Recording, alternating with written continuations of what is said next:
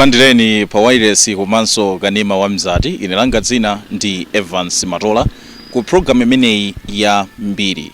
Imene ndi program imene tizikhala tikumva mbiri za anthu osiyanasiyana mdziko lino la Malawi, imene ena anamwalira, ena alipo, koma chifukwa choti anagwira ntchito ina yake mdziko lino timangowamva kuti kunali akuti anagwira ntchito yakuti, koma sitimamvesesa kuti kodi amene anali ndani. Nde pano pa wireless komanso kanema wa Mzati tabweretsa program imeneyi kuti tizitha kudziwa tsatane kuti anthu amenewa ndi ayani kwenikweni. Mmene ndanenera muja kuti dzina langa ndi Evance Matola, mu program imeneyi ndizicheza ndi wosunga mbiri pa Chingerezi komati historian. Mu program imeneyi ndikulandireni Sir John Gonde. Moyo kwenda bwanji? Mbiya kuti samala. Ndithu tukakumeneko. Moyonso kwenda bwino. Tatokoza kubasa. Zikomo. Mmene nanenera muja kuti tikhale tikumva mbiri ya anthu osiyanasiyana mu program imeneyi ya mbiri. Mbiri imene tiyambe kuimva mtsiku la lero ndi mbiri yokhoza malemu Mbusa John Chilembwe. Timadziwa kuti chaka china chilichonse pa 15 January dziko la Malawi limakhala ndi mwambo okumbukira umoyo wa malemu Mbusa John Chilembwe. Mtsiku la lero tikhale tikumva mbiri yokhoza John Chilembwe. Mwina Sir Gunde, tikati John Chilembwe anabadwa chaka chanji? Mbusa John Chilembwe chaka chimene anabadwa palibe chaka chokhazikika bwinobwino, koma kuti anabadwa pakati pa zaka za 1870 komanso 1871. Chotero kuti anthu amene amalemba mbiri mabuku osiyanasiyana history amatsamira chaka cha 1870 komanso 1871. Nde mwina kunena kwake tikuzana kuti ndi munthu amene anabadwa mchaka cha 1870 komanso 1871. Pakatikati pamenepa ndi chaka chimene Mbusa Reverend John Chilembwe anabadwa. John Chilembwe timakondwerera chaka ndi chaka mboma la Chitazulu. Kodi anabadwira kuti amene? Malingana ndi zolemba zosiyanasiyana zimene olemba mabuku komanso ainu wake amene ali ku Chitazulu amene ali connected kwambiri ndi John Chilembwe. Amanena kuti Chilembwe yu anabadwa pa mudzi wina umene umachedwa kuti Sangano. Ku Chitazulu kokha komweko isi tikamba za kutsangano ku Nchewu iyayi, koma tikamba za malo ochedwa Sangano kumeneko ndi ku Chitazulu komweko mchaka chime cha 1871. Bambo ake komanso mai yake abambo ake adali akaundama, ndipo amayi yake adali nzimayi wotchedwa kuti Nyangu. Koma kuti ukwati wa anthu awiri umenewo kuti uchitike kutengera ndi mmene olemba mbiri akhala kufotokoza. Anthu awiri kutanthauza kuti makolo a John Chilembwe. Bambo kukhala kaundama, mayi ndi kukhala Nyangu.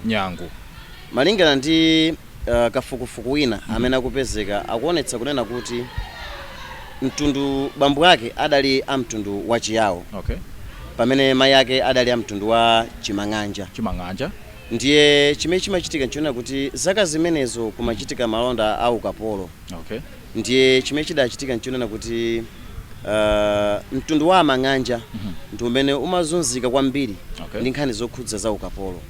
Mwanjira ina mtundu wa Yawo ukafuna kuti upeze akapolo umakonda kuapezerera kwambiri mtundu wa Amang'anja.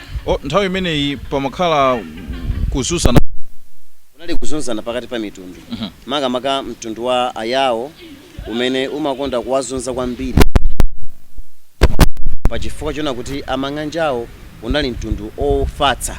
Mwanjira ina unali mtundu umene sumakonda za ndewu kamene kuti za nkhondo.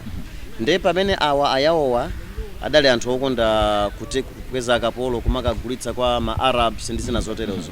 Nde kukumana kwa anthu awiri amenewa kudapezeka kuna kuti mu nthawi imene Ayawo adadzagwira amodzi mwa anthu Amang'anja, ndipo mmodzi mwa anthu ogwidwawo adali Nyangu amene adali mayi yake John Chilembwe. Koma izi tikukamba kuti John Chilembwe asanabadwe komanso ukwati wa pakati pa mayi yake ndi bambo yake usanachitike. Ndiye atagwidwa mayiwa kudapezeka kunena kuti bambo yake a John Chilembwe atamuona Nyangu adaona kuti uyuyu ndi mzimayi wabwino. Okay. Ndiye zimatheka nthawi imeneyo kuti ukakhala kunena kuti uli ndi chidwi ndi mmodzi mwa anthu ogwidwa ku ukapolo umatha kumuleretsa kuti ayi uyu tamusiyani uyu ndi msunga ndine.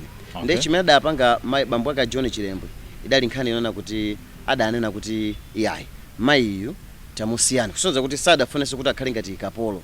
Mwina kwa anzathu amene akuonera komanso kumvera program ya Mbiri pano pa wireless komanso Kanema wa Mzati, ndimafuna ndidziwe kuti kodi munena kuti anthu amtundu wachiyawo amatenga anthu amtundu wachimang'anja amene adali ofasa ndi kumakawapititsa ku ukapolo, kunali kuti ankawachotsa kupititsa kuti kumene amapita nawo adali madera osiyanasiyana. Koma kwambiri chimene chimachitika nthawi imene nkuti kumalawi kuno kumabwera mitundu yosiyanasiyana imene imadzagula akapolo. Koma mtundu umene udapita patsogolo ndi nkhani yogula akapolo anali ma Arabs kamene kuti ma Swahili Arabs amene amachokera ku East Africa. Tukamba ngati za ku Tanzania ndi maiko ena. Ndiye iwowa amati akabwera kuno akagwira akapolo amalowera nawo ku East Africa kumeneko. Ndipo malo amene ambiri amakonda kutengedwa adali malo otchuka kwambiri amene amachida kuti ku Zanzibar. Kumene koko ndi kumene kudali msika waukulu ogula akapolo. Ndiye kuti anthu aja amataka akatengedwa kuno amagwitsa ntchito sitima zapamadzi chifukwa nthawi imeneyi tukamba kuti kulibe ngakhale ndege ngakhale galimoto. Ndiye kuti njira yokhayo yamayendedwe timagwitsa ntchito sitima zapamadzi. Ndiye kuti akatenga kuno ngati angatenge kuchira dzuluku ndiye kuti amasakasaka kumene mwina akadzera mu mtsinje wa Shire ndi ukatulukira mu Zambezi uyo nkumapita ku East Africa. Ndiye takamba kuti John Chilembwe supano wabadwa. Tinene kuti anabadwa ndi kutchulidwa dzina loti John Chilembwe kapena linalipo dzina lina malingana ndi mabuku. John Chilembwe amene amabadwa mu chaka cha 1871 nkuti gulu loyambirira la missionaries litafika kuno ku Malawi. Chifukwa gulu loyambirira la missionaries linafika kuno ku Malawi mu chaka cha 1861. Ndipo amene wa alali a Universities Mission to Central Africa kapena kuti UMCA. Nde iwowa atafika ku Malawi kuno adayamba afikira ku Chikwawa. Koma chifoti kumalo sadali abwino adasamuka ku Chikwawa kuja ndi kukakhazika ku Chiladzulu. Sonza kuti kukhazika kwawo kudapangitsa kuti ntchito yofuna kufalitsa uthenga wa Mulungu ifalikire ku Chiladzulu kuja. Ndiye kumene kuja tsopano ndi kumene kudapangitsa kuti ukubadwa kwa John Chilembwe ndi kumene kudapangitsa kunena kuti aone kuti mwana yo atabadwa dzina limene adapereka silidali loti John. Dzina lake limene adampatsa lidali loti Nkolongo. Chifukwa anthu achikuda amakhulupirira kuti adzipereka mayina ogwirizana ndi pachikuda pathu. Ndi dzina lakuti Nkolongo litaperekedwa komanso kuphatiza ndi kubwera kwa missionaries uku chifukwa makolo ake adalowa Chikhristu. Ndi pamene kudachitika kuti dzina lija lidadzasinthidwa malo moti likhale Nkolongo adadzapatsidwa dzina lakuti John. Ndimati ndimvesese amalawi amene akuonera program ya Mbiri komanso kumvera program ya Mbiri pano pa wireless komanso Kanema wa Mzati, ndimafuna ndidziwe kuti nthawi imene dziko la Malawi linali likutchulidwa kuti dzina lanji nanga nkatsogolera ni ndani? Mu zaka zimene John Chilembwe anabadwa mu 1870 kumafika 1871 komanso mazafika mzaka za ma 1900 nkuti kumalawi kuno makamaka kuyambira mzaka za ma 1900 kumalawi kuno nkuti tili pansi pa ulamuliro wa ma British kamena kuti amata atsamunda chichewa china chongokhala ngati chongogwirizira. Ndiye atsamundawa adabwera kuno kamena kuti adalitenga dziko lino mchaka cha 1891 kusonza kuti kuyambira mchaka cha 1891 nkuti Nyasaland ali pansi pa ulamuliro wa atsamunda. Mmene muso nkuti John Chilembwe atabadwa komanso ali mnyamata ndithu wa msinkhu wake. Fama tatu muone kuyambira mchaka cha 1871 kufika 1891 nkuti adali mnyamata wa msinkhu wake ndithu. Mupitirira kuonera komanso kumvera Kanema wa Mzati ndi wireless ya Mzati mu program imeneyi ya Mbiri. Ine langa dzina ndi Evance Matola, ndikucheza ndi Sir John Gunde amene ndi historian kapena kuti amasunga mbiri, adaphunzira ndithu maphunziro okhuza kusunga mbiri. Tikukambirana nkhani yokhuza mbiri ya John Chilembwe. Timadziwa kuti chaka ndi chaka pa 15 January timakumbukira umoyo wa mbusa John Chilembwe. Tipitilire asa John Kunde. John Chilembwe ndithu wabadwa ndikanyamata ndithu kasinthidwa dzina ndikupasidwa John alwa chikhirisitu mpingo umene amapemphera. Ndimati ndimvesese kuti kodi nthawi imeneyi umoyo wa sukulu unaenda motani wa John? Mu nthawi imene amafika a UMCA kuchita dzulo chifukwa chimene chimachitika nthawi imene nkuti ma missionaries amakonda kupanga zinthu zitatu akafika pamalo. Chinthu choyamba amamanga church, ndipo chinthu chachiwiri amaganizirapo ngati pamalopo akhoza kumangapo chipatala, ndipo chinthu chachitatu idali nkhani yokhazikitsa sukulu. Nde chifukwa cha mavuto amene a UMCA ankakumana nawo ku Chiladzulo adaganiza zoti achoke, ndipo adachokadi. Zimenezi zidadzapereka danga kwa ma Scottish missionaries. Mtundu wina wa ma missionaries. Umene ni ma missionaries ena tsopano. Tikamakamba za ma Scottish missionaries nda amene nthawi zinaso amatchedwa kuti Blantyre missionaries. Yes. Kapena kuti tikafika tsiku la lero lino timakamba za mpingo wa CCP umene lero timatchedwa kuti pa HHI. Nde iwo atafika ku mudera la Kapeni cha kunyambadwe kumene lero kutchedwa kuti ku HHI. Adaganiza zoti atsegule branch ina ku madera osiyanasiyana. Ndipo mbali imodzi ya dera kumene adakatsegula branch imene idali pansi pa ma Scottish missionaries adakaitsegula ku Chiladzulo mmodzi mmene mmapezeka John Chilembwe wasangano. Ndiye kumeneko chimene adachita chidali chonena kuti John Chilembwe adayamba kulembetsa sukulu imene yoyo, koma vuto lidalipo dali lonena kuti sukulu zimene ma missionaries ankapereka koyambirira sidali sukulu zokwanira bwino iyayi. Chimene amaphunzitsa kwambiri imangokhala nkhani yongoti munthu angodziwa kulemba ndi kuwerenga, koma kuti munthu akhoza kupita patsogolo ngati mene zikhalira masiku ano kuti zakhala dokutala zimenezo zakhala mphunzitsi zimenezo munthu wachikuda mpata umene kuda alibe. Chimene amafuna Angerezi kapena ma missionaries awo nchoti munthu angodziwa kulemba ndi kuwerenga. Nde John Chilembwe adayamba maphunziro ake kuchita dzulo konko. Idali sukulu yaying'ono ndithu, koma chifukwa choti John Chilembwe adali ndi mtima woti afuna aphunzire, zidampangitsa kunena kuti achoke kuchita dzulo kuja abwere kuno ku Blantyre. Chifukwa kunoko ndi kumene kumaonetsa kunena kuti kumapezeka maphunziro okwanirako pang'ono, sitingati okwanira kwambiri chifukwa adali maphunziro ochepa. Ndi kuchoka kwake kwa kuchita dzulo adadzabwera kuno ku Blantyre, ndipo kumene John Chilembwe ankakhalira kudali ku Chilomoni. Ndi kumene iyeyo amaphunzira, ndiye kuti amachoka ku Chilomoni kumabwera kumene kudali ma Scottish missionaries kapena ma Blantyre missionaries ndi kumadzaphunzira kumeneko. Ndiye amataka maphunzira choncho mwamwayi mchaka cha 1892 kunadzabwera missionary wina amene salali pansi pa ma Scottish missionaries kapena UMCA. Iyeyu adali missionary amene zochitika zake zidali zosiyana ndi imene amapangira ma missionaries ena. Vuto limene lidali ndi ma missionaries lidali lokonda kupondereza anthu achikuda. Anthu achikuda kutanthauza kuti Amalawi enieni Manyasalande enieni amaponderezedwa. Kuponderezedwa kumabwera motani? Ngakhale kuti ma missionaries amapereka mpata ona kuti anthu achikuda akhoza kumaphunzira sukulu, koma vuto lidali lonena kuti ngakhale munthu wachikuda ataphunzira samapatsidwa mpata okwanira bwinobwino kuti akhoza kutumikira. Mwanjira ina malo ngati amene ndatchulawa pa ma Scottish missionaries amene adakhazika kuno ku Blantyre, komanso kudali ma Scottish missionaries ena amene adakhazika ku Kondowe kumene timati Livingstonia. Onsewa adali ndi vuto lofanana.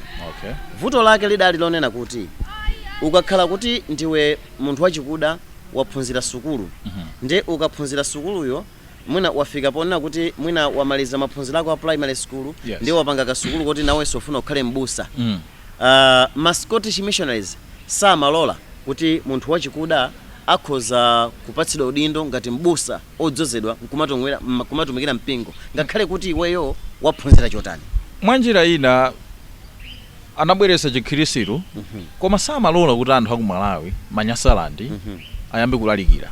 Zimenezo ndi samalola. Chabwe ndimati ndimvesese sopano kuti John wabwera kuchoka ku Chilazulu kubwera ku Blantyre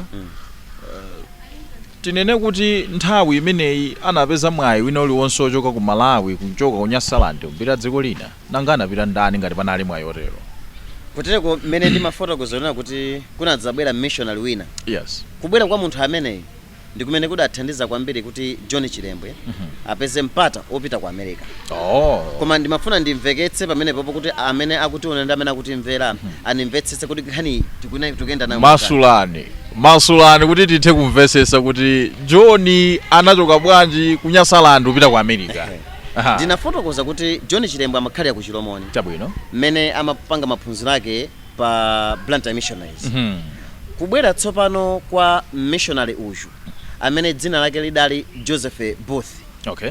Amene yuyu zochitika zake zidali zosemphana kapena zosiyana ndi mmene ma missionaries ena amaperekera treatment kwa anthu achikuda.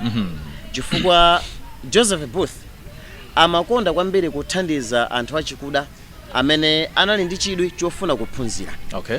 Komanso ankatsutsana kwambiri ndi zimene ma Scottish missionaries ankanena zonena kuti anthu achikuda asamakhale ndi mpata onena kuti akhoza kutumikira mu mpingo atakhala kuti ngati munthuyo wapanga maphunziro azaubusa.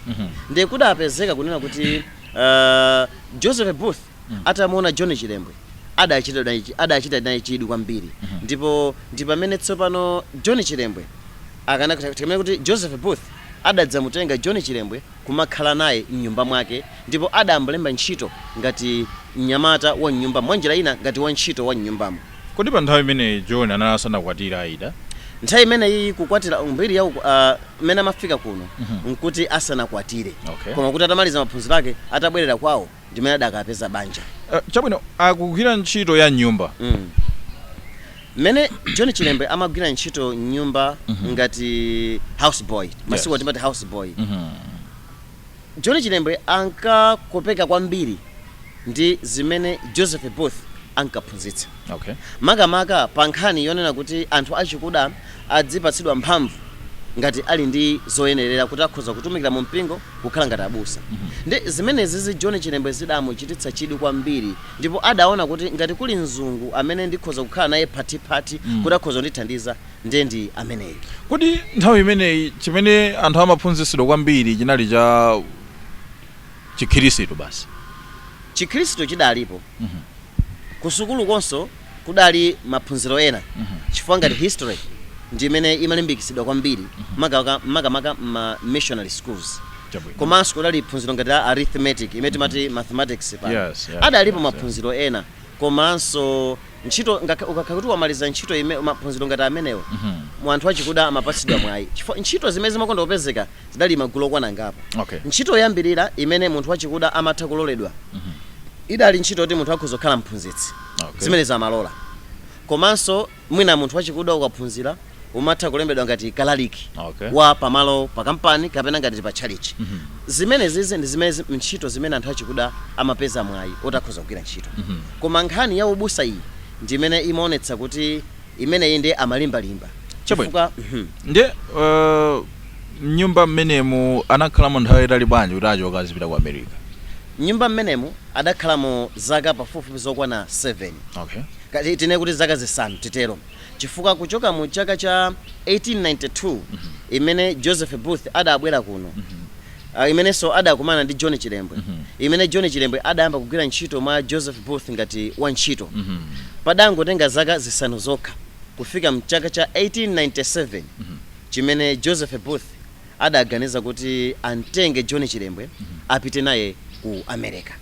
Tsopano umenewu udali ulendo oyambirira wa John Chilembwe kuchoka mdziko muno kupita ku America. Koma ulendo onsewu adamuthandiza kwambiri adali Joseph Booth. Wafika ku America tinene kuti kumeneku anakayamba maphunziro anji. Chimene Joseph Booth adamutengera John Chilembwe kapena kuti maphunziro amene adakapeza kumeneko adali maphunziro a theology. Aubusa titero. Ndiye adamutenga John Chilembwe yu atapita naye ku America adapita naye mu mzinda wa Virginia. Okay. Kumene kudali sukulu ina imene imaphunzitsa za ubusa. Ndipo sukuluyo imatchedwa kuti Virginia Theological Seminary. Okay. Ndimene John Chilembwe adakalembetsa. Koma kuti John Chilembwe atakumana ndi atatengana ndi Joseph Booth. Ali kumeneko anthu aja adadzasiyana. Okay. Kusiyana uku sikuti kunabwera ifonera kuti ayambana iyayi. Koma kuti Joseph Booth atafika kwa America uku. Adamutenga John Chilembwe ndikupita naye kwa mzungu wina amene adali Louis Gordon, amene adali ngati mmodzi mwa akuluakulu university imene ndayitchula ija ya Virginia Theological Seminary College. Yes. Ndi adamusiya kumeneko. Ndi kudali ngati kuti munthu wangu onthandizira kuti akangopeza nawo mwayi wa sukulu. Kusonza kuti mu chaka cha 1899 Joseph Booth adadzabwerera kuno. Mmene Joseph Booth amabwera kuno mu chaka cha 1899 nkuti John Chilembwe ali ku America konko. Ndiye kuti china chilichonse chimene John Chilembwe amapanga nkhani zokhudza sukulu amamuthandiza kwambiri adali amenewa Virginia Theological Seminary mothandiza ndi anthu ena ngati china Louis Gordon ndi amene adamuthandiza kwambiri. Pa nthawi imeneyi ku Nyasaland kubwerera kumodzi. Tinene kuti usamunda uja ukupitirirabe ukapolo uja. Anthu akutengana kumaka kutenga ukagulitsa kutenga umaka zinali zopitirira. Chimene chidasika nthawi imeneyi idali nkhani yokhudza ukapolo. Koma chimene chidatsalira ndi utsamunda. Zinthu ziwiri zinzosiyana. Mmene tikukamba za ukapolo ndi kuti amapanga zimene zozo ndi ngati ma Arabs amene amabwera kuno kumagwirizana ndi mitundu ina ngati ayawo kumagulitsa akapolo. Koma tsopano kubwera kwa boma la Chitagani kamene kuti boma la ma British kuno kunyasala ndi mchaka cha 1891 zimene zija ndi zimene zidapangitsa kuti malonda a ukapolo athirepompo. Chifukwa chimene ma British atapanga colonize Nyasaland idali nkhani yonena kuti afuna athane ndi malonda a ukapolo. Ndipo malonda a ukapolo idatheratu. Koma tsopano chimene chidatsalira ndi ulamuliro wa tsankho komanso ulamuliro wopondereza umene ma British adaukhazikitsa mdziko muno. John Chilembwe ali mdziko la America ku college ina yake ya ubusa yochedwa Virginia. Kumeneko akuthandizidwa ndi Louis kuti apitirire ndi maphunziro ake aubusa. Mupitirira kuonera komanso kumvera wireless ndikanema wa Mzati mu program imeneyi ya mbiri. Ine langa dzina ndi Evance Matola ndipo ndili ndi historian kamene kuti osunga mbiri amene anachita maphunziro osunga mbiri sa John Gunde. Tikulandireni mu chigawo china. Tathokoza kwa basi. Mwina ali akupitirira maphunziro ake John Chilembwe ku dziko la America. Maphunziro au chinachititsa nchani kuti achokeko?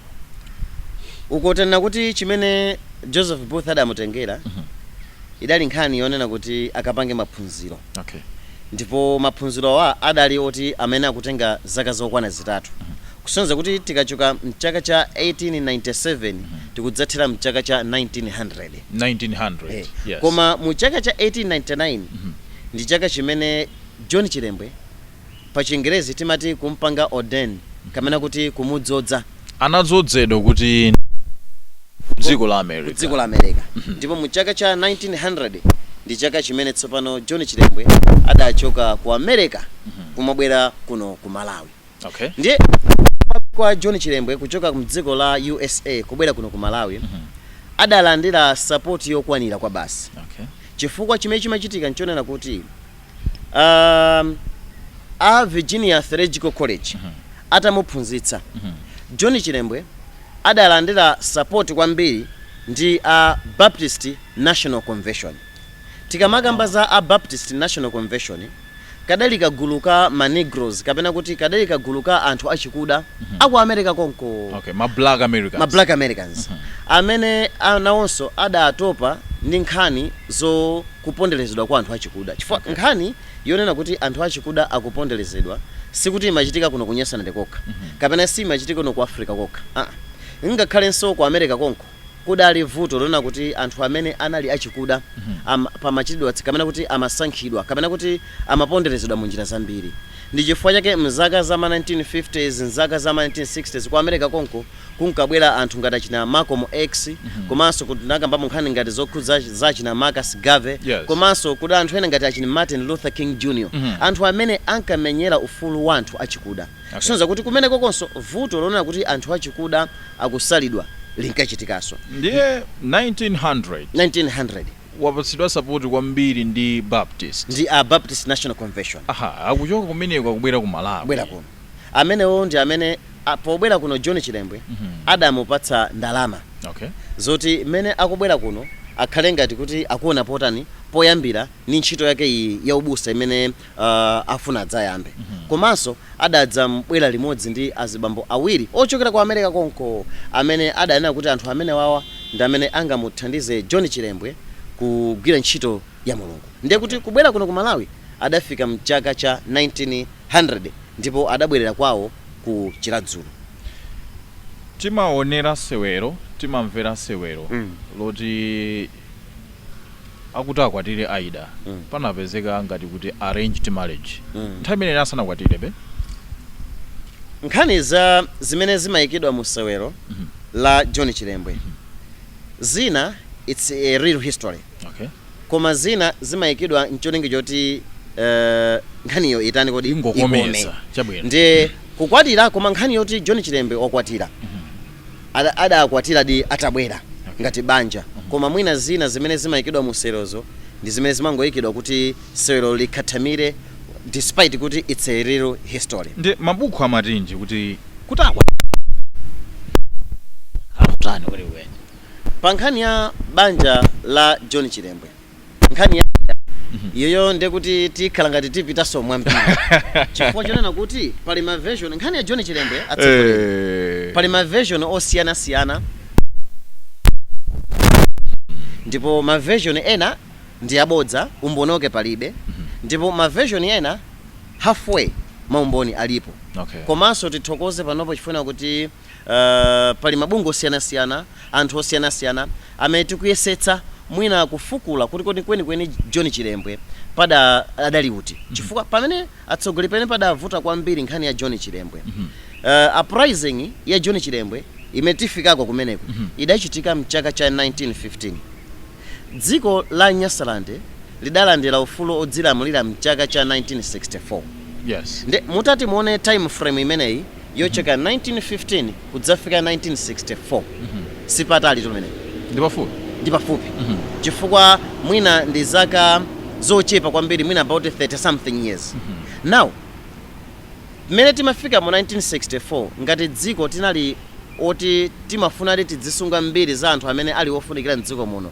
lero sibwezi tikumakokana nkhani ya John Chilembwe chimene tikulankhula zifo chinena kuti kuchoka 1915 uzafika 1964 anthu ambiri amene adamuona John Chilembwe anthu amene ena adacheza ndi John Chilembwe anthu amene amadziwa information ya John Chilembwe adalali chani ali moyo pofika 1964 koma kuti kwathu kuno timakhala ndi vuto mwina ndale zathu mene timazichitira timayesa kuti tiwike phazi pa mbiri ya munthu wina wake amene tikuona kuti munthu uyu mbiri yake ikhoza kufufuta mbiri ya ine so nde pamene pa nkhani ndiyoti wabwerako ku America afuna akwatire anangofikira kukwatira adakwatira okay Aida amene akufunda ndi mafotokozo ona kuti nkhani ya Aida there are different versions chifukwa the others they do believe kuti Aida was not a Malawian Aida was an American you see that is why kwambiri sitifuna kuti tikazikire pamene chifukwa pali zambiri zimene zimakambidwa zokhudza za Aida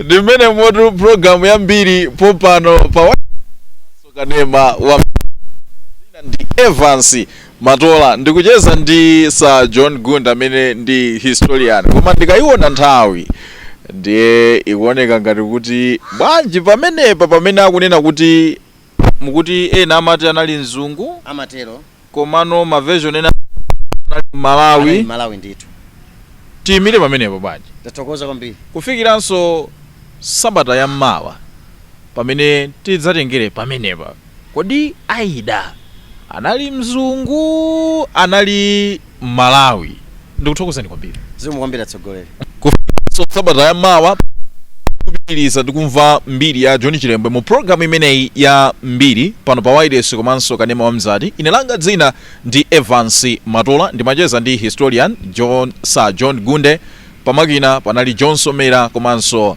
Akim Malindi.